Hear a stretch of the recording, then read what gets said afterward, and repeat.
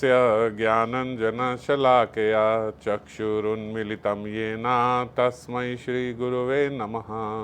श्रीगौरङ्गा नित्यानन्द श्री अद्वैतचन्द्र गदाधर श्रीवासादि गौरभक्तवृन्दा वाञ्छाकल्पतरुभ्यश्च कृपा सिन्धुभ्येव च पतितानां पावनेभ्यो वैष्णवेभ्यो नमो नमः। हरे कृष्णा कृष्णा कृष्णा हरे हरे, हरे राम राम राम हरे हरे। तो आज श्री श्री प्रेम भक्ति चंद्रिका की 22वीं त्रिपदी पे चर्चा करेंगे। श्रीपाद ने पिछली 2 त्रिपदियों में ये जो छठ रिपु हैं काम आदि, इन पे चर्चा करी और कल बोला कि इन्हें स्थाने स्थाने नियुक्त करिवो, और आज कौन कौन से स्थान पे नियुक्त करना है उस पे श्रीपाद चर्चा कर रहे हैं।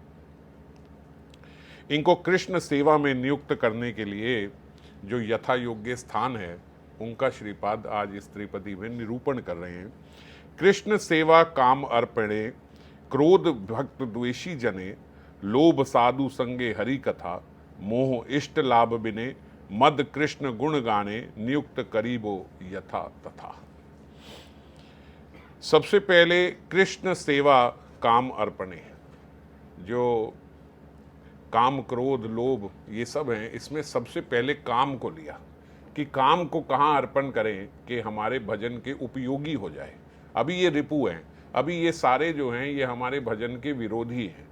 तो इस काम का हम कैसे निरूपण करें अपनी भक्ति में कि ये हमारे भक्त जो हम भक्ति कर रहे हैं उसमें सहयोगी बन जाए। तो बोलते कृष्ण सेवा में काम को अर्पण कर देना चाहिए। कृष्ण सेवा काम अर्पण है। आत्मेंद्रिय प्रीति इच्छा तारे बलि काम, मतलब आत्मेंद्रिय प्रीति इच्छा मतलब अपने इंद्रियों को जो अच्छा लगे बस वही करना, उसको बोला जाता है काम। मेरी इच्छा है, ये मेरी कामना है, ये मेरी में हमारा जो मेरी शब्द आता है वो आता है मेरी इंद्रियों को, मेरे शरीर को, मेरे देह को, मेरे मन को।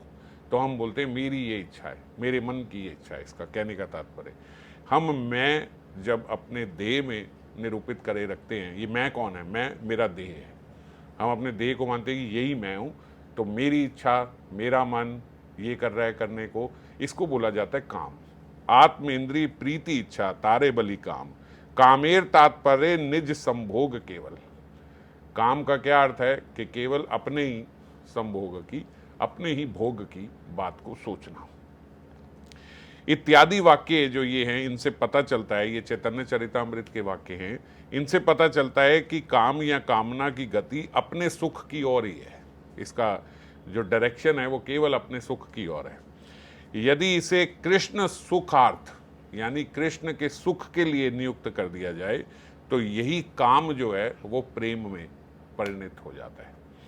कृष्ण सेवा काम अर्पणे, तो काम को अगर अर्पण कर दिया कृष्ण सेवा में, अपनी सेवा में, अपने सुख के लिए नहीं, कृष्ण सुख के लिए अर्पण कर दिया, तो इसी काम को फिर जो हमारा परम पुरुषार्थ प्रेम है उसमें इसकी गणना होने लगती है, गिनती होने लगती है।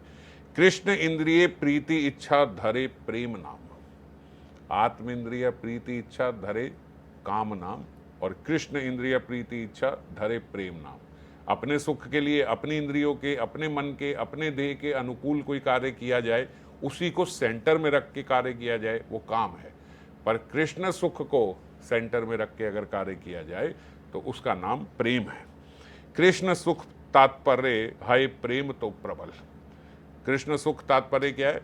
प्रेम तो प्रबल। ये प्रेम ही है प्रबल रूप में, यदि कोई व्यक्ति कृष्ण के सुख को केंद्रित करके अपने जीवन के कार्य को करता है।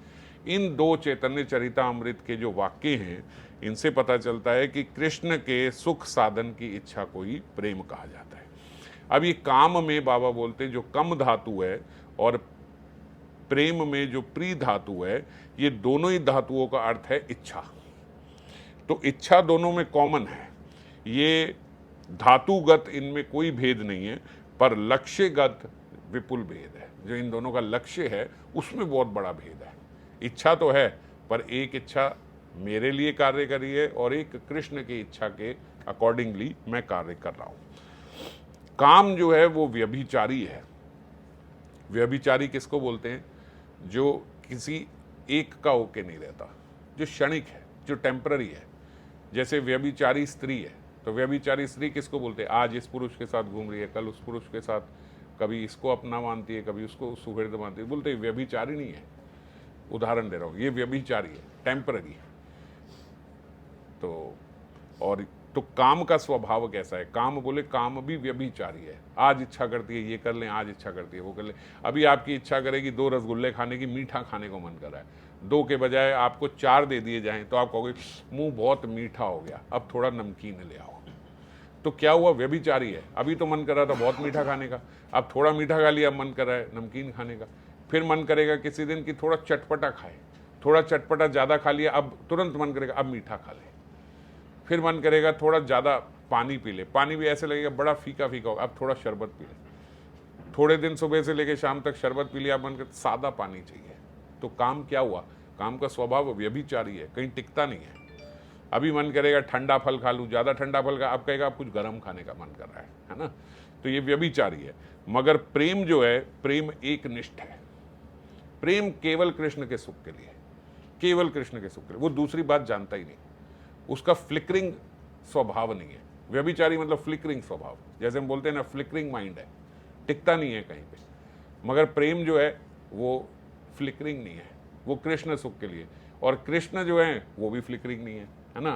तो इसलिए जब कृष्ण सुख के लिए होता है, बोलते एक निष्ठ है, बस एक निष्ठ, उसको और दूसरा कुछ नहीं चाहिए। ऐसा हम तो अपनी कभी एक इंद्री के लिए कार्य करेंगे, कभी दूसरी इंद्री के लिए कार्य करेंगे, कभी तीसरी इंद्री के लिए कार्य करेंगे, जैसे मैंने बताया था, कभी चौथी, कभी पांचवी। हर इंद्रिय को तुष्ट करने में इधर उधर भागते रहते हैं, जीव इधर उधर घूमता रहता है। पर जो भक्त है वो बड़ा शांति से बैठा है, क्योंकि वो जो कार्य कर रहा है कृष्ण सुख के लिए, बस। उसका दूसरी कोई निष्ठा और कहीं है ही नहीं, एक निष्ठा है प्रेम की। और काम जो है वो बहु विषयगामी है। बहु विषयगामी मतलब जो बहुत सारे विषय चाहिए, एक विषय से तृप्त नहीं होता। एक विषय जो आज चाहिए, 4 दिन बाद वो विषय से वो खुद ही बोर होकर फिर दूसरा विषय मांगता है। हमारा फ्रेम जो है वो कभी फिक्स नहीं होता। आप कहो अच्छा चलो ये जीव विषयगामी है, इसको ये चाहिए, इसके फ्रेम में जो फिट हो जाएगा ये प्रसन्न हो जाएगा, पर उसका फ्रेम का साइज ही बदल जाएगा थोड़े दिन में। आपने फिर वो लगाई फोटो, अब उसका साइज बदल गया, अब वो आपने तृप्त करने की कोशिश करी, अब ये हो गया। तो विषयगामी व्यक्ति को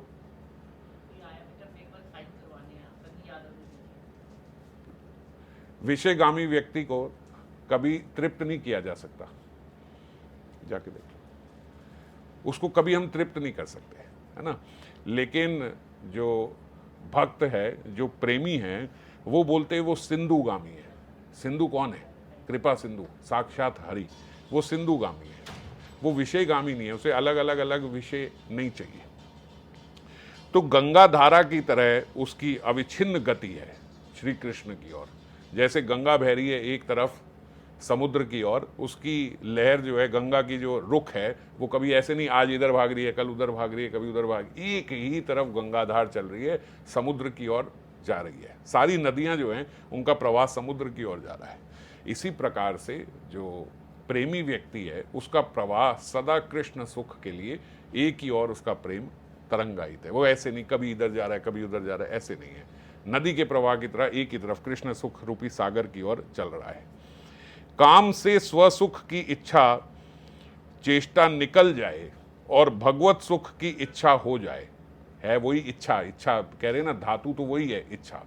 अब काम के भीतर से स्वसुख की इच्छा हट जाए और हम उसका परिवर्तन कर दे भगवत सुख में। जीव का जीवे स्वरूप होए कृष्ण नित्य दास। तो जीव का एक स्वभाव है कि वो सदा दास बना रहेगा, उसको दासता करनी है। हम ये बात मानते नहीं है कि ऐसे कैसे कि केवल दास रहेगा। तो लेकिन जीव का स्वभाव क्या है? To serve. आप कभी भी देखो, जीव कहीं ना कहीं किसी ना किसी को पकड़ लेता है कि मैं इसकी सेवा करूंगा। अगर व्यक्ति स्त्रीगामी हो जाए तो वो स्त्री की सेवा में लग जाएगा। जैसे उस दिन हम श्रीमद् भागवतम में पढ़ रहे थे, वो अपनी भ्रू के, केवल अपनी भ्रू की नृत्य से ही उस पुरुष को नचा सकती है। बड़े बड़े राजा जो हैं केवल एक स्त्री की भ्रू भंगिमा पे नाचते हैं, तो उसका क्या कार्य बन जाता है उस समय पुरुष की? बस मैं इसको सुखी कर दूं। तो जीव जो है उसका कार्य क्या है? जीव प्रसन्नता किसमें पाता है? सेवा करके। हमेशा कोई ना कोई एक व्यक्ति होगा जिसकी वो सेवा में लगा रहेगा, और किसी के पास कुछ नहीं है।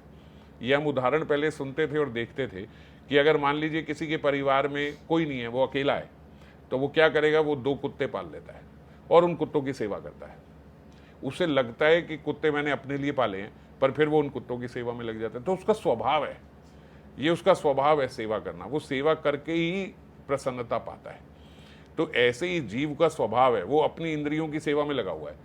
यदि वो इसका परिवर्तन करके अपनी इंद्रियों की जगह भगवान के सुख को केंद्र कर दे और भगवान के सुख की सेवा में लग जाए, भगवान की सेवा में लग जाए, तो वही काम जो है फिर वो परम पुरुषार्थ प्रेम बन जाएगा। जिस सीढ़ी से नीचे उतरा जाता है उसी सीढ़ी से ऊपर चढ़ा जाता है। सीढ़ी वही है, उसी से नीचे उतरा जा रहा है, उसी से ऊपर चढ़ा जा रहा है, किंतु लक्ष्य उतरते समय नीचे होता है और चढ़ते समय ऊपर होता है। उसी प्रकार जिन लोगों के काम या कामना का लक्ष्य स्वयं का सुख होता है, वो नीचे उतर रहे हैं उसी सीढ़ी से। सीढ़ी वही है वही इच्छा। अभी उसी इच्छा में अपना सुख केवल केंद्र है, तो वो नीचे उतर रहा है।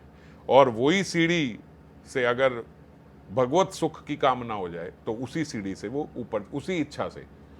जीव का काम है इच्छा करना। भगवान ने भी यही कहा कि मैंने जीव को स्वतंत्रता दी है, उसके पास स्वतंत्रता है इच्छा करने की, वो जो मर्जी इच्छा कर सकता है। उसके सामने मदिरा का गिलास भी पड़ा है, उसके सामने अमृत भी पड़ा है, दूध भी पड़ा है। वो चाहे तो दूध भी ले सकता है और वो चाहे तो मदिरा भी ले सकता है। हम सबके पास स्वतंत्रता है। हम चाहे तो कथा श्रवण में भी बैठ सकते हैं अधिक मास में, और चाहे तो हम कहें नहीं इससे कुछ नहीं होता, व्यभिचारी हो जाए, ये सब कोई दिक्कत नहीं। जो नहीं कर रहे वो क्या हो रहा है, वो मर थोड़ी रहे हैं जो कथा नहीं सुन रहे, वो भी वैसे ही जी रहे हैं जैसे हम जी रहे हैं, वो भी उतने ही सक्सेसफुल है, वो भी लाइफ में सब कुछ पा रहे हैं ना। ऐसा सोचने तो ऐसे भी लोग सोचते हैं, ऐसे भी कर रहे हैं। उसका परिणाम आगे जाके जीव को भुगतना पड़ता है, पर इच्छा जीव कुछ भी कर सकता है। तो यदि उसकी आत्म सुख की इच्छा है तो वो उसी सीढ़ी से नीचे गिर रहा है, और वही इच्छा अगर भगवत सुख की हो जाए तो वो उसी इच्छा से अपने जीवन में काफी प्रगति भी कर सकता है। भगवान श्री कृष्ण ने उद्धव जी से कहा, मद अर्थे धर्म काम अर्थन आचरण मद अप आश्रया लभते निश्चलम भक्तिम मैं उद्धव सनातने। हे उद्धव, मेरे आश्रित व्यक्ति मेरी प्रीति के लिए यदि धर्म अर्थ और काम समूह का आचरण करता है, ये सारे धर्म अर्थ काम इन सारे समूह का आचरण मेरे लिए ही करता है। मद अर्थे धर्म काम अर्थान आचरण मद अप आश्रया, मेरे ही आश्रय होके मद अर्थे मेरे लिए ही करता है, तो वो मुझे प्राप्त करके धन्य होता है। वो जीवन के अंत में क्या परिणाम मिलेगा, वो भगवान को प्राप्त कर लेगा, वो जीवन मृत्यु के चक्कर से परे हो जाएगा, इतना बड़ा परिणाम मिलेगा। अनर्थ क्या है, अनर्थ, अनर्थ, ये अर्थ जो है यही अनर्थ हो जाता है। अनर्थ मतलब जब दूर हो गए इससे। और परम अर्थ क्या है, परमार्थ, परमार्थ को बोलते परम अर्थ। जब अर्थ ने अपनी परम अवस्था प्राप्त कर ली तो क्या हुआ, परमार्थ हो गया। और वही अर्थ जब नीचे गिर गया तो क्या हुआ, अनर्थ हो गया। तो जो जीव आत्म सुख में लगा हुआ है वो अर्थ का अनर्थ कर दिया उसने, और जो जीव भगवत सुख की कामना कर रहा है वो अर्थ से परमार्थ की ओर पहुंच गया।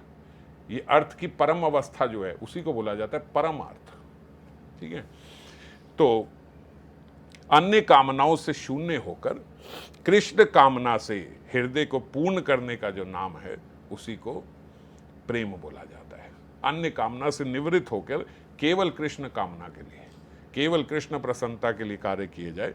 हम कहें कि कृष्ण की प्रसन्नता किसमें है, ये जीव कैसे जानेगा, क्योंकि जीव का मन बड़ा व्यभिचारी है। वो कहता है नहीं मेरे ठाकुर जी शायद इसी में प्रसन्न है। वो सोचेगा कि आज मैंने सुबह से लेके शाम तक मुझे कुछ पीने को नहीं मिला, और देखो ना उनके घर गया उन्होंने मुझे कॉफ़ी ऑफर कर दी, तो शायद ठाकुर जी चाहते थे कि मैं कॉफ़ी पीऊँ। ऐसे लोग होते हैं ना, ऐसे लोग अपनी मनोकल्पना से ऐसा मान लेते भगवान शायद यही चाहते हैं। वो कुछ इधर उधर का उल्टा काम करेंगे और बोले देखो ठाकुर जी शायद हमसे यही चाहते हैं। वो नहीं चाहते मैं इतनी ऑस्टेरिटी करूँ, वो मुझे ऐसे नहीं देख सकते, उन्होंने खुद मेरे आगे कॉफ़ी रख दी। ऐसा लोग बोलते हैं। हम लोग बड़ी जल्दी हम लोग पथ भ्रमित हो जाते हैं। हम बोलते अरे नहीं ठाकुर जी की यही इच्छा होगी। हमारे साथ कुछ लोग वृंदावन जाने लगे, अंत में कुछ हुआ नहीं गए, बोले ठाकुर जी की यही इच्छा होगी शायद। ठाकुर जी चाहते हैं अभी हमारा समय आया नहीं, अभी हमारा समय बाद में आएगा। गुरु जी से दीक्षा लेने लगे, हमारे कुछ वर्ष पहले की बात है, दीक्षा लेने लगे तो उस समय जो है बाबा ने बोला कि अभी नहीं, अभी कुछ समय बाद। अब जो सच्चा भक्त होगा वो सोचेगा कि मुझे अगर महात्मा ने ऐसे बोला है कि कुछ समय बाद, तो मेरे में अभी कोई कमी होगी, मुझे पूछना चाहिए, जिज्ञासा करनी चाहिए, गुरुदेव मेरे में क्या कमी है। बाबा अगर मेरे में कुछ कमी है, मेरे अंदर कुछ कमी है, तो मैं उसको पूरी करके और फिर आपके समक्ष आऊँगा जब आप चाहते हैं। वो बोले, वो वहाँ से गए, बोले शायद बाबा चाहते हैं कि, बाबा को लगता है कि मेरे लिए अभी दीक्षा ये ठीक नहीं है। वो शायद मुझे देख के समझ गए कि मैं वैष्णव उसके लिए नहीं हूँ, मेरा कुल शायद कोई और होना चाहिए। अब अपनी अपनी देखो, हम मनोकल्पना बना लेते हैं और सोचते हैं यही भगवान की इच्छा होगी। तो हमें कैसे पता लगे कि हम ये जो अपना काम है इसको कृष्ण को अर्पण कर रहे हैं कि नहीं कर रहे हैं? क्योंकि हम तो सच में काम ही कर रहे होते हैं, वो प्रेम नहीं बनता, वो कामना ही होती है, मगर उसमें नाम हम कृष्ण का लगा देते हैं। ये कृष्ण की प्रसन्नता इसी में होगी, मेरे लिए यही होगी। तो इसके लिए जैसे हमने पहले सुना था कि भगवान में और गुरु में कोई भेद नहीं है ना? तो भगवान और गुरु में कोई भेद नहीं है, तो गुरु की प्रसन्नता के लिए कार्य करें। जो जिसमें हम देखें कि मेरे गुरु की प्रसन्नता है, ये तो मुझे बता सकते हैं इसमें वो प्रसन्न है कि नहीं, ये कार्य मुझे करना चाहिए कि नहीं करना चाहिए, वो मेरे लिए वो बड़ी सरलता से पता लग जाएगा। मैंने जाके गुरुदेव के समक्ष ही ये बात रखी, गुरुदेव ऐसे ऐसे गया, कुछ नहीं था, उन्होंने कॉफ़ी दी, मैंने पी ली, मुझे लगा भगवान की। गुरुदेव तुरंत मना कर दिया, ये नहीं करना, एक चीज़ का आचरण नहीं करना, चाहे सारी सृष्टि वही दे रही हो तब भी हमें नहीं करना। तो इस बात को अगर हम समझ जाएं तो फिर हम बच सकते हैं, है ना? तो जैसे ही यहाँ पे बताया कि कृष्ण सेवा काम अर्पणे, आप ऐसे ही इसको ये भी समझो, गुरु सेवा काम अर्पणे, गुरु की प्रसन्नता के लिए वो कार्य किए जाए। हम शरणागत हैं, शरणागत भक्त को क्या करना चाहिए? जो आप कर रहे हो मुझे वही करना है, बस। जैसा आचरण आप मुझे करने को कह रहे हो, मुझे वही आचरण करना है, उसमें कोई इफ्स एंड बट्स नहीं है, मेरे लिए अलग नहीं होंगे, एक नहीं, ये सारी सृष्टि मेरे सामने वो रख दे, मैं तब भी उसको स्वीकार नहीं करूंगा, क्योंकि मेरे को यही आज्ञा है कि मुझे ये नहीं करना है ना? तो ये हमारे लिए सरल हो जाएगा। कृष्ण सेवा काम अर्पणे में गलतफहमी हो सकती है, पर गुरु सेवा काम अर्पणे में गलतफहमी नहीं हो सकती। तो इनका एक ही अर्थ है, गुरु और भगवान में कोई मतभेद नहीं है, उनका एक ही लक्ष्य है। तो इसीलिए कृष्ण सेवा काम अर्पणे या गुरु सेवा काम अर्पणे। फिर बोला क्रोध का क्या करें? ये क्रोध भी बहुत बड़ा रिपु है। तो बोले क्रोध को भी भगवान की सेवा में लगाया जा सकता है, यदि क्रोध भक्त द्वेषी जने, यहां पे लगा दिया जाए तो। हनुमान जी जो हैं वो सबसे प्रिय भगवान के कब बने? जब उन्होंने लंका में जाके क्रोध में लंका को आग लगा दी। तो क्रोध से ही बोलते ये उदाहरण दिया जाता है कि वो क्रोध जो जीव जंतुओं का सबसे बड़ा दुश्मन है, जो रिपु है सबका, जो क्रोध जीव को भगवान से दूर कर देता है, जो क्रोध नाना अपराध जीव से करवा देता है, उसी क्रोध ने हनुमान जैसे सरीखे भक्त को भगवान के और निकट स्थित कर दिया, उनका और प्रिय बना दिया। क्रोध में उन्होंने लंका जला दी, वो लंका जलाने से भगवान के और प्रिय हो गए। तो इसीलिए क्रोध को कहाँ हम डालें? बोले क्रोध को डालो भक्त द्वेषी जने। मानव के महाशत्रु इस क्रोध को भक्त द्वेषी लोगों के प्रति नियुक्त करने से भक्ति की परिपुष्टि होती है, भक्ति और बढ़ती है। यदि इस क्रोध को हम कहाँ डाल दें? भक्त द्वेषी। जो भक्त की निंदा कर रहा हो तुरंत वहां से आसन छोड़ देना चाहिए, वहां से उठ देना चाहिए, वहां से उठ के चले जाना चाहिए। भक्त द्वेषी व्यक्ति भक्त की निंदा करे तब यदि साधक उसे सहन करता है और उस पर क्रोध प्रकट नहीं करता है, सामने आपके कोई निंदा कर रहा है दूसरे वैष्णव की, गुरुजन की, और आप वहीं पे बैठे हो और आप उसको सहन कर रहे हो, उस पर क्रोध नहीं कर रहे, कुछ नहीं कर रहे, और बस हाँ हो जाता है। हम लोग ऐसे करते हैं ना, हाँ ठीक है, छोड़ो, चलो छोड़ो, क्या करना, ये करना, इस प्रकार की बातें करते हैं। तो बोलते ये प्रमाणित होता है इससे कि वो सुनने वाला व्यक्ति भी श्री विष्णु और वैष्णव से प्रीति नहीं रखता। जिससे वो प्रीति रखता होगा, यदि उसके बारे में कोई कुछ बोल दे तो वो एक शब्द सहन नहीं करेगा। वो जो वैष्णवों के बारे में निंदा कर रहा है और आप हाँ कर रहे हो, गुरुजन के बारे में कर रहा है और आप हाँ कर रहे हो, यदि वही आपके पति पत्नी या आपके बच्चे के बारे में कर दे तो आप 1 मिनट सहन नहीं करोगे। अब ये क्या बोल दिया आपने, ये कैसे बोल दिया आपने, ये कैसे लगता है, फिर हम ऐसे आ जाएंगे। मेरे बच्चे के बारे में ये बोलना शुरू कर दिया, और वही अभी दूसरे के बारे में बोल रहा था तो आप हाँ कर रहे थे। तो बोलते, एक जगह विनोद बाबा ने अपने किताब में लिखा है, उन्होंने जो शास्त्र है उन्होंने लिखा है कि यदि सामने वाला व्यक्ति निंदा कर रहा हो और आप कुछ नहीं बोल रहे, आप चुप करके सुन रहे हो, तो बोल रहे चुप करके सुनना भी आपकी सहमति ही है। ये साइलेंट एक्सेप्टेंस है। अगर आप कुछ नहीं बोल रहे, इसका मतलब आप एक्सेप्ट कर रहे हो। तो ये भी हमें नहीं करना है। उस समय हमें अपने क्रोध को प्रकट करके उन्हें चुप कराना है कि ये बात मैं नहीं सुन सकता, और वहां से छोड़ के, वो स्थान छोड़ के चले जाना चाहिए। जो दक्ष प्रजापति के यज्ञ में जब श्रीमन महादेव की अवमानना हुई थी, तो सती देवी ने वहां क्रोधित होकर बोला था, यदि निंदुक व्यक्ति निंदावाद कीर्तन करे और उसे सुनकर कोई उसे मारने या स्वयं मरने में समर्थ ना हो, या तो उसको मार दो, नहीं तो खुद मर जाओ, और इसमें समर्थ ना हो तो दोनों कान ढक कर क्रोध से भरकर वहां चला जाए।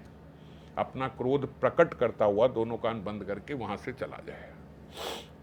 समर्थ होने पर निंदा करने वाले की जिब्बा तक काट देनी चाहिए, ऐसा उन्होंने बोला।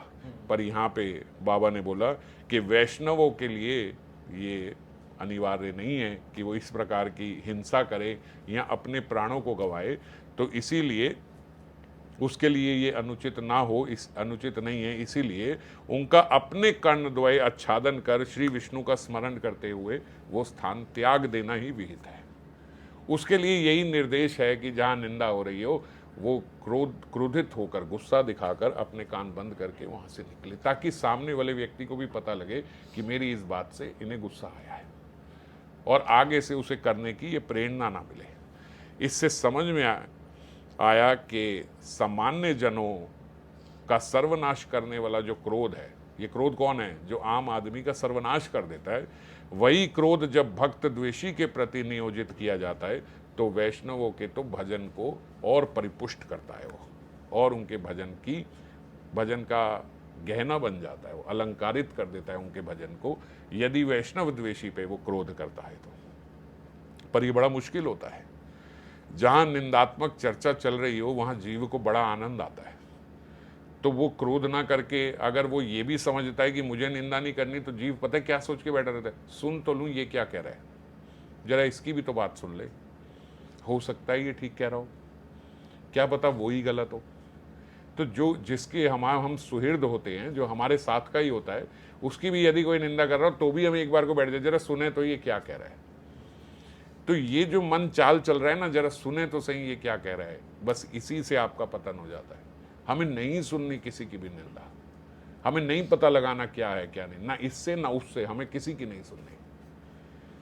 हर जीव अधिकारी नहीं है बीच में जाके बैठ के उसका निर्णय करने के लिए कि ये सही है कि वो सही है। विनोद बाबा ने लिखा ये भी अपराध है, ये भी एक अपराध है जो जीव सोचता है कि मैं निर्णय करूं कि कौन सही है। इसका नहीं करना चाहिए, हाथ जोड़ के निकलना चाहिए, भाई मैं कोई नहीं हूं, आप मुझे ना सुनाएं, ये सब बातें। तो लोभ साधु संगे हरि कथा। अब लोभ का क्या करे, काम हो गया, क्रोध नियुक्त हो गया, लोभ को कहां लगाए, बोले लोभ को लगाओ साधु संग की हरि कथा सुनने में। हमारा लोभ होना चाहिए कि हम उनके मुख से हरि कथा सुन सके। जड़ीय विषयों में लोभ संसार रोग का मूल हेतु है। जड़ीय विषयों में तो हमारा बड़ा लोभ होता है। कोई व्यक्ति को आधी पिक्चर दिखा दो और बंद कर दो, महाराज उसका लोभ उत्पन्न हो जाता है, जरा आगे दिखाओ तो सही हुआ क्या पूरा। 2 एपिसोड दिखाए आपने, वेब सीरीज बंद कर दी, अरे अरे जल्दी जल्दी और दिखाओ, जरा एंड में क्या हुआ जरा बताओ तो सही स्टोरी में। वो सुनने का बड़ा लोभी होता है। आप किसी को पिक्चर की स्टोरी सुना ही दो और आधी सुना के छोड़ो, वो महाराज पीछे पीछे आएगा, जरा बताओ तो फिर एंड क्या हुआ उसका, है ना। तो ये क्या है, ये लोभ उत्पन्न हुआ। ऐसा ही लोभ हरि कथा में होना चाहिए। क्या बात है, और पूरी बात पता लगे, जो शास्त्र पढ़ रहे हैं और उसको आगे पढ़ने का लोभ हो। अगर मन से पढ़ेंगे ना, तो ऐसा देखा जाता है कि जब हम अध्ययन करते हैं, श्रवण करते हैं, तो हमारा लोभ होता है। कल हमने चर्चा करी कि ठाकुर महाशय ने बोला कि स्थाने स्थाने नियुक्त करी वो, तो जीव के भीतर लोभ उत्पन्न हो जाने, कहाँ नियुक्त करी वो, काम को कहाँ लगा दें, क्रोध को कहाँ लगा दें, कहाँ लगाएं अपने इस लोभ को कि ये भजन के उपयोगी बन जाए। ऐसा लोभ हमारे हृदय में उत्पन्न होना चाहिए। पर यही साधु संग में हरि कथा सुनने में अगर ये नियुक्त हो जाए तो साधक को अनायासी प्रेम प्राप्त हो जाता है। अनायासी, उसको ज्यादा मेहनत नहीं करनी, स्वतः उसे प्रेम प्राप्त हो जाएगा। और क्षुधा पिपासा भय मोह आदि तक नष्ट हो जाते हैं। क्षुधा पिपासा मतलब उसके भूख प्यास भय मोह ये सब भी हरि कथा श्रवण से उसके नष्ट हो जाते हैं। तम एव नित्यम शृणुयात अभिक्षनम कृष्णे अमलाम भक्तिम अभिक्षमना। तम एव नित्यम शृणुयात, शृणुयात मतलब श्रवण करना। तम एव नित्य, रोज अगर हम श्रवण करते हैं, और अभिक्षणाम, अभिक्षणाम मतलब कॉन्स्टेंटली, रोज नियम से अगर हम श्रवण करते हैं, क्या श्रवण करते हैं? कृष्ण अमलम भक्तिम, कृष्ण की भक्ति की गाथा सुनते हैं। अभिप्सा मना, जिसका ऐसा मन करता है। अभिप्सा मतलब मन की अभिप्सा है, मन चाहता है कि मैं ये सुनूं। ऐसे लोभ के साथ जो कृष्ण कथा रोज सुनना चाहता है, उसके भीतर ये प्रेम भक्ति उदय होती है। ऐसे नहीं कि हुई, हाँ बैठ गए, चलो ठीक था, एक दिन हम भी चले जाएंगे। किसी को पता लगता है ना, वहाँ भागवतम कथा हो रही है, चलो आखिरी दिन चलेंगे, आखिरी दिन जाने से सारे दिन का लाभ मिल जाता है, तो मैं तो लास्ट डे ही जाऊंगा फिर। ऐसे व्यक्ति लोभी व्यक्ति नहीं है, वो केवल कुछ सुकृतियां प्राप्त करना चाहते हैं। वो केवल महात्मा के चक्कर में है कि वो महात्मा, उसका लिखा था जी आखिरी दिन चले जाओ तो 7 दिन का फल मिल जाता है, तो आखिरी दिन चल लेंगे। ये बात ठीक है जो महात्मा में लिखी है, पर आप केवल फल के इच्छुक थे क्या? आपको भगवान की हरि कथा सुनने का लोभ नहीं था, समझ गए? तो ऐसा लोभ अगर नहीं है तो प्रेम भक्ति हृदय में उदय नहीं हो सकती। लोभी व्यक्ति कभी ये नहीं कहेगा कि आखिरी दिन चलेंगे। देवऋषि नारद ने प्राचीर नाभि से ये बात श्रीमद् भागवतम में 4:29-40 में बोली, हे राजन, कोई कोई यह सोचते हैं कि साधु संग के बिना स्वयं ही हरि कथा का चिंतन आदि करें तो भगवान में प्रेम भक्ति हो जाएगी। क्या सोचते हैं कि साधु संग के बिना ही अगर हम ये पढ़ लें, ये सब क्या जरूरत है ये सब सुनने की, ये करने की, ठीक है हम अपना बैठेंगे। अब हम कह रहे हैं कि अधिक मास में सब लोग मिल के पढ़ें। कोई जन ये भी सोच सकता है हम क्यों इस वक्त ये पढ़ें, भाई हम अपना कुछ और पढ़ रहे हैं, हम वो पढ़ेंगे, हम बाद में पढ़ लेंगे प्रेम भक्ति चंद्रिका। हमने पहले भी पढ़ी हुई है, पहले पढ़ी, बाद में पढ़ी, एकांत में पढ़ी और सबके बीच में पढ़ी। इसमें बड़ा भेद है। जब सब पढ़ रहे हैं, सब मिलके चर्चा कर रहे हैं, उसी पे कथा हो रही है, उसी का अध्ययन हो रहा है, उसी का श्रवण हो रहा है, उसका बड़ा महत्व है। तो साधु संग के बिना स्वयं ही अगर कोई सोचे कि मैं इसका हरि कथा का चिंतन आदि कर लूंगा और भगवान में प्रेम भक्ति हो जाएगी, तो वो बोलते हैं ये बिल्कुल असंभव है, ऐसा नहीं हो सकता। जहां हरि कथा अमृत छोड़ अन्य कोई प्रसंग नहीं है, अन्य कोई गाथा नहीं हो रही। इस समय क्या हो रहा है? ये समय ऐसा है, अधिक मास और कार्तिक मास एक ऐसा समय है कि इस समय केवल अपने भजन की बात ही हो रही है, केवल वहां से उठने की बात ही हो रही है। दूसरी वार्ता करने का समय ही नहीं है भक्तों के पास। वो केवल इसी पे चर्चा, इसी पे चर्चा, क्योंकि आज जो सुना कल दूसरी बात आने वाली है, फिर अभी कल सुना फिर दूसरी बात आने वाली है। ये ऐसा नहीं है कि हफ्ते में एक हुआ, धीरे धीरे चर्चा कर रहे हैं, देख रहे हैं, बात कर रहे हैं। रोज रोज रोज नई चीज मिल रही है, रोज उसको फॉलो करना है, रोज उसका अध्ययन करना है, रोज उसका श्रवण करना है, रोज उसका मनन करना है ना। तो जहां इसको छोड़ अन्य कोई प्रसंग नहीं है, उसी साधु स्थान पर बैठकर हरि कथा सुनना, उसका पान करना, जो ऐसा कर पाता है उसकी क्षुधा पिपासा भय शोक मोह ये सब कहते हैं उसको स्पर्श भी नहीं कर पाते। उस समय में ऐसा हो जाएगा। और अगर ये जीवन पर्यंत चला जाए, ये जीवन पर्यंत ऐसा चलता रहे, तो बोलते ऐसा हो जाता है कि उन साधुओं की जो बैठी ऐसे हरि कथा कर रहे हैं, उन जनों की, उन भक्तों की भूख प्यास भय शोक मोह ये सब बोलते, ये सब उसको स्पर्श भी नहीं कर पाते। धीरे धीरे धीरे ये सब भी उसके भीतर से गायब हो जाते हैं। भगवान ने महाराज पृथु को जब वर देना चाहा, तो पृथु महाराज ने क्या कहा? आज ये श्लोक की चर्चा हुई है 24 नंबर की, 4, 20, 24, ये हमने कुछ त्रिपदी पहले चर्चा करी थी जब 4:20-25 की वहां पे चर्चा हो रही थी। ना काम्य नाथ तद अपि अहम क्वाचीन, ना यत्र युष्माच चरण आम्बुज आस्वाह। ऐसी मुक्ति नहीं चाहिए मुझे जहां भगवान के चरण कमलों की वार्ता ना होती हो, जहां भगवान के चरण कमलों का मकरंद ना मिलता हो। ऐसी मुक्ति नहीं चाहिए। क्या चाहिए? महत्तम अंतर हृदयान मुख अच्युतो, विधत्स कर्ण आयु तम एष में वरा। क्या चाहिए मुझे? विधत्स कर्ण आयु तम, मुझे 10,000 कान दे दो जिससे मैं भगवान की कथा का श्रवण कर सकूं। इसको बोला जाता है कथा के प्रति लोभ। ये लोभ होता है। हे कृष्ण, आपकी कथा में जो आस्वादन है, जो रस है, वो 2 कानों से मुझे कम लगता है। मुझे 10,000 कान दे दो, भर भर के मैं वो रस का पान कर सकूं। यद्यपि ये संभव नहीं है शरीर में 10,000 कान हो जाए, मगर ये उनके लोभ का सूचक है। वो लोभी हैं। वो हर जगह जहां जाए वो कहते मेरे कानों में बस हरी कथा ही पड़े, दूसरी वार्ता ना पड़े। ऐसा व्यक्ति को बोला जाता है कथा का लोभी। अब मोह को कान युक्त करें तो बोलते हैं मोह इष्ट लाभे बिना। मोह कहाँ होना चाहिए हमारा? मानव की यह देह दैहिक आदि में जो आसक्ति है, जो आत्मज्ञान से ढका हुआ है, जो उसको तत्व वस्तु समझने नहीं देती है, उसी को मोह कहा जाता है। जो असली तत्व वस्तु है वो समझ नहीं पाता। वो अपने देह दैहिक आदि में ही घुसा हुआ है, उसी में आसक्त है, उसी में उसका आत्मज्ञान है। जो अपने देह को ही मैं समझता है, उसको बोला जाता है कि ये मोह से ग्रसित है। और भक्ति साधक इस मोह को भगवान की साक्षात प्राप्ति के अभाव में, भगवान की प्राप्ति तो अभी नहीं हो रही है, जिस तरीके का हम कार्य कर रहे हैं तो भगवान की प्राप्ति नहीं हो रही, तो उनके प्राप्ति के अभाव में, उनके विरह में जो मोह होता है, उनके विरह में जो मूर्छा होती है, उस रूप में यदि ग्रहण कर ले, उसको नियोजित कर ले, तो ये मोह भी जो है ये भगवान के प्राप्ति का उपयोगी बन जाएगा। मोह कब होना चाहिए? मोह कब होना चाहिए? ये मूर्छा कब होनी चाहिए? ये कब होना चाहिए? जब हमें विरह हो, जब हमें भगवान की प्राप्ति होती नहीं दिख रही है, जब हमें लग रहा है कि मैं इस जीवन में भगवत प्राप्ति नहीं कर पाऊंगा।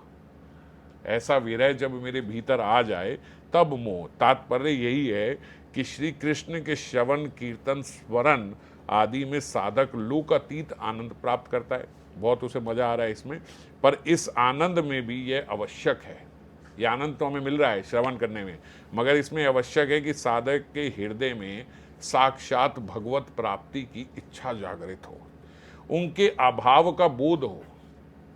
हमारे भीतर ये जागृत हो कि मैं इतने वर्षों से कथा सुन रहा हूँ, मैं इतने वर्षों से कथा खुद बोल रहा हूँ, मैं इतने वर्षों से अध्ययन कर रहा हूँ, मैं श्रवण कर रहा हूँ, तो ऐसा क्यों नहीं हो रहा कि मुझे भगवान के दर्शन हो रहे हैं? हे ठाकुर, आपकी कोई लीला का दर्शन क्यों नहीं कर पाता? मैं आपका स्मरण क्यों नहीं कर पाता? आपका स्फुरण मुझे स्वतः मेरे हृदय में क्यों नहीं होता? मैं सब तो कर रहा हूँ। ऐसा अभाव हमारे हृदय में जगना चाहिए। नहीं तो जीव कैसे होता है? हाँ, तो जो लिखा है हम तो कर ही रहे हैं। नवदा भक्ति हो ही रही है हमारी ऑलमोस्ट। मैंने एक भक्त को बोला, उन्होंने कहा हमारी तो देखो हो ही रही है प्रभु जी, हमारा तो सब हो ही रहा है। श्रवणम कीर्तनम विष्णु अर्चनम हम सब कर ही रहे हैं। ये सब हमारे में क्या कमी, हम तो ये सब कर ही रहे हैं, तो ठीक है, हो ही जाएगी भगवत प्राप्ति। ऐसे नहीं होती भगवत प्राप्ति।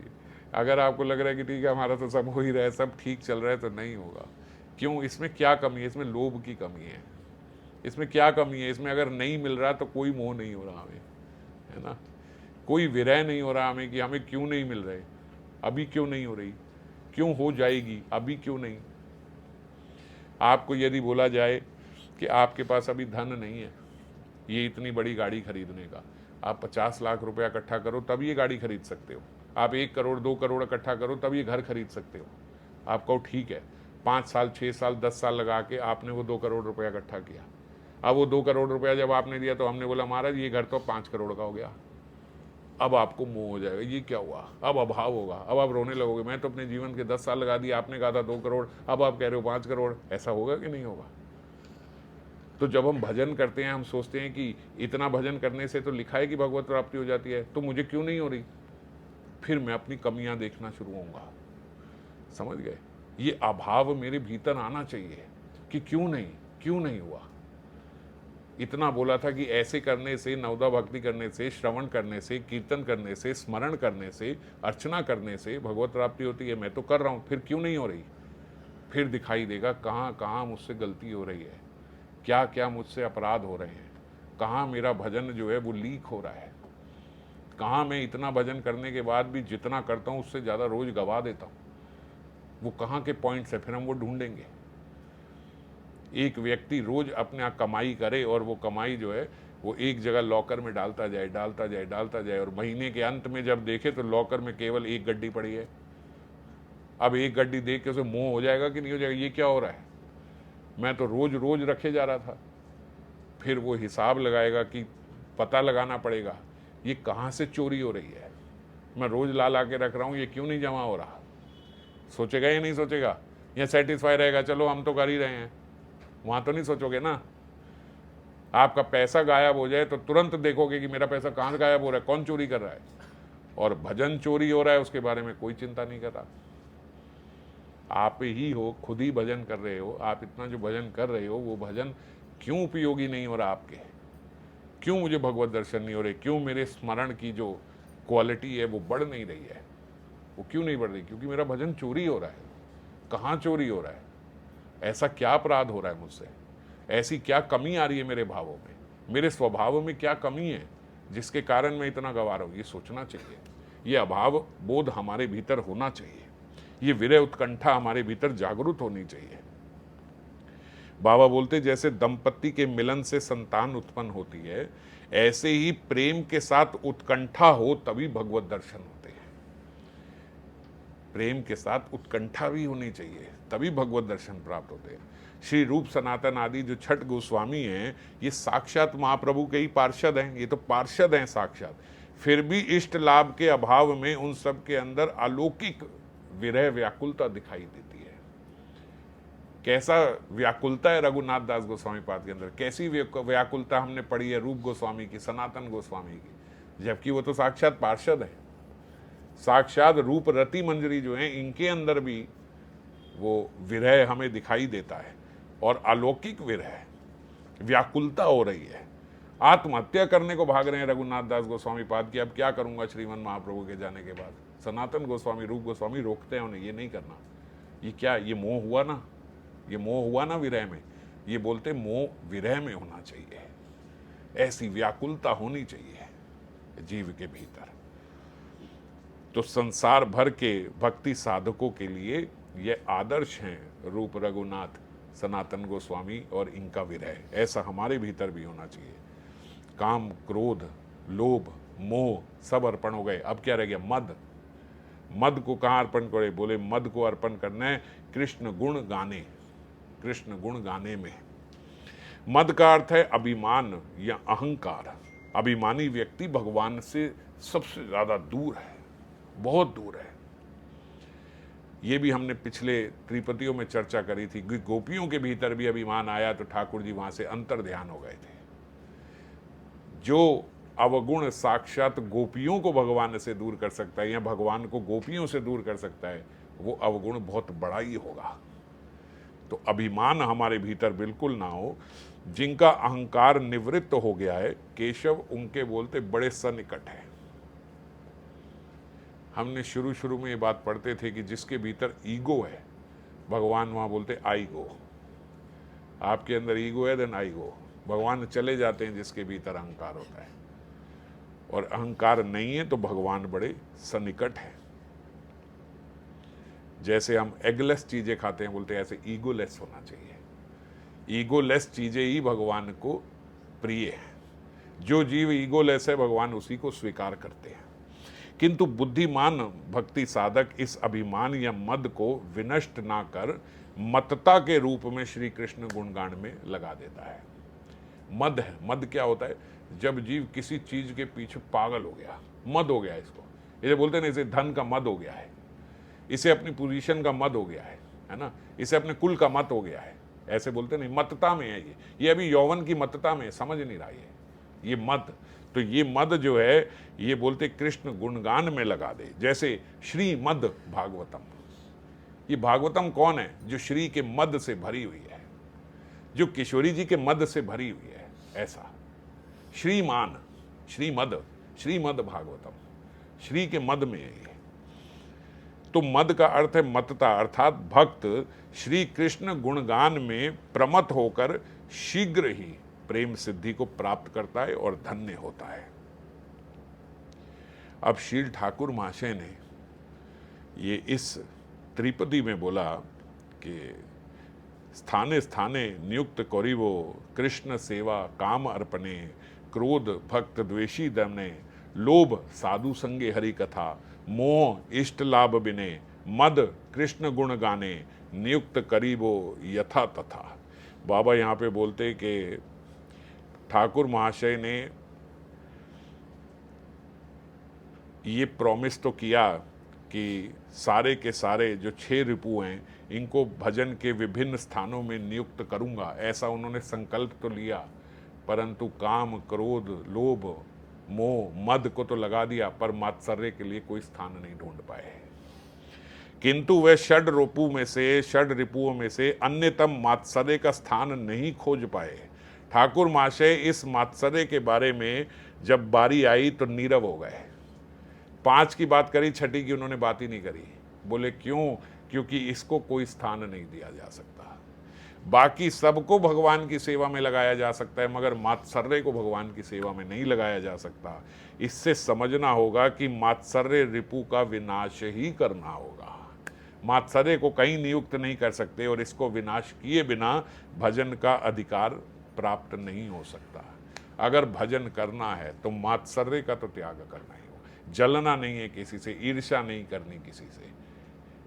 हम कहें कि इसको भी तो लगा देते भक्त द्वेषी में, कि भक्त द्वेषी ना, भक्त द्वेषी को आप क्रोध कर सकते हो, मगर भक्त द्वेषी की भी आप निंदा नहीं कर सकते। मात्सर्य नहीं, निंदा नहीं, ईर्ष्या नहीं, कुछ नहीं, उसके बारे में भी उल्टा नहीं बोलना। आप वहां से उठ के आ जाओ, मगर ये नहीं कि अब दूसरे व्यक्ति के पास बैठ के बोलो कि वो ये करता है और फिर बोलो हम क्या करें, ये भी निंदा हो गई।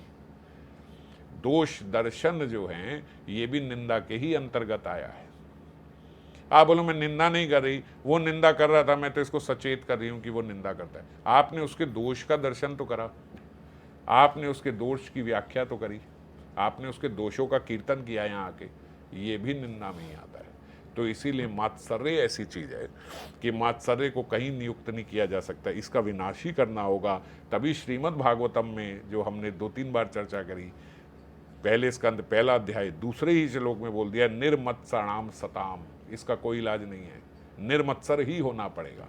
केवल जो निर्मत्सर है उन्हीं जीवों को ये कथा सुनने का, भगवान का भजन करने का अधिकार है। मात्सर्य का आभास भी हृदय में स्थान पाले तो भक्ति के अधिकार से वंचित होना पड़ता है। केवल आभास थोड़ा भी अगर आपके भीतर आ गया, आप कहो नहीं मैंने कुछ बोला नहीं, पर भीतर ही भीतर आप मात्सर्य से जलते रहे तो भी भक्ति का अधिकार आपसे छिन जाएगा। इस हृदय से, इसे मात्सर्य को हृदय से अपने दूर करने का एकमात्र उपाय है उदारता और सरल प्राणों से प्रीति संपादन करना। जैसे मैंने कहा था, आप अपने आप को सबसे छोटा जानिए, आप सबके साथ ऐसा व्यवहार कीजिए कि आप सबके दास ही हैं, दास समझ के ही सबके साथ व्यवहार कीजिए, तो ना किसी का आपसे मात्सर्य होगा ना आपका किसी से मात्सर्य होगा। भाई सब मुझसे बड़े हैं तो फिर किससे मात्सर्य है? एक मेड घर में रहती है तो ना उसका अपने मालिक के प्रति मात्सर्य होता है, ना उसके मालिक मालकिन का उसके प्रति मात्सर्य होता है। वो दास है, वो आपको स्वामी समझता है, और स्वामी का दास से क्या मात्सर्य है ना। और जब हमने मान लिया कि हम दास हैं तो दास का आपस में मात्सर्य हो सकता है, पर दास का स्वामी के प्रति कोई मात्सर्य नहीं हो सकता। तो इसीलिए हम अपने आप को सबसे छोटा जानकर सब वैष्णव की सेवा में लगे। जीवे सम्मान दीवे जान कृष्ण अधिष्ठान, ये चैतन्य चरितामृत में है।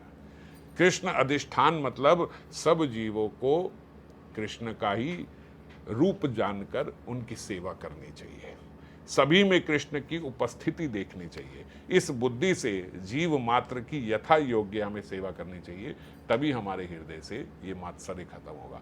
तो सब रिपुओं को, 5 रिपुओं को तो नियुक्त कर दिया भजन में, और 6ठे रिपु जो ये मात्सर्य है, इसे खत्म करने का ही आदेश दिया है। तो आज स्त्रीपति में इतना ही है, कल फिर आगे चर्चा करेंगे। जय राज।